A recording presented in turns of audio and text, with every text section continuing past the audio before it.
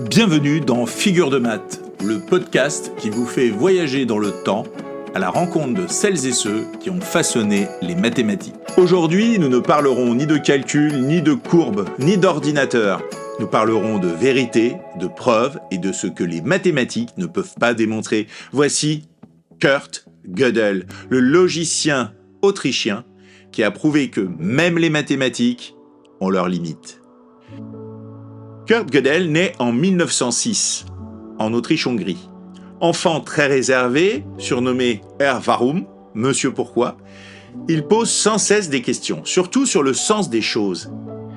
Il entre à l'université de Vienne, où il étudie les mathématiques et la philosophie. Il fréquente le Cercle de Vienne, un groupe de penseurs logiciens qui rêvent de rendre la pensée humaine aussi rigoureuse que les maths. Mais Gödel va leur prouver que c'est impossible. En 1931, à seulement 25 ans, il publie un article qui va faire trembler la communauté scientifique. Il y énonce 2 théorèmes fondamentaux. Le premier théorème d'incomplétude. Dans tout système mathématique cohérent assez puissant, comme l'arithmétique, il existe des propositions vraies, mais indémontrables.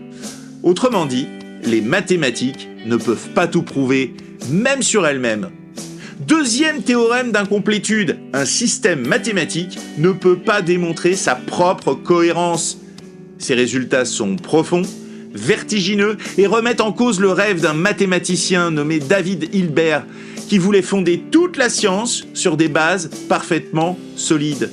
Gödel lui répond en substance « On ne peut pas enfermer la vérité dans un système clos ». Gödel était un homme aussi puissant dans sa pensée que fragile dans sa vie. Il souffrait d'anxiété, de paranoïa, d'hypersensibilité. Il avait peur d'être empoisonné. Il ne mangeait que ce que sa femme lui préparait et il ne supportait pas l'irrationnel du monde. En 1940, il fuit le nazisme et s'installe aux États-Unis. Il y rencontre Einstein, avec qui il marchera chaque jour à Princeton. Einstein dira « Mon seul véritable ami, ici, c'est Gödel ». Il meurt en 1978, dans la solitude, mais son œuvre reste essentielle. Gödel n'a pas détruit les maths. Il les a libérées de l'illusion d'être parfaites. Il a montré que la rigueur a des zones d'ombre, que toute logique repose sur des choix initiaux. Ses travaux influencent la logique mathématique, la philosophie du langage, la théorie des ordinateurs, les débats sur l'intelligence artificielle. Il est un rappel que penser, c'est aussi accepter de ne pas tout savoir. Je te propose un défi de Gödel. Invente une phrase du type « Cette phrase est fausse ». Est-elle vraie ? Est-elle fausse ? Peut-on trancher ?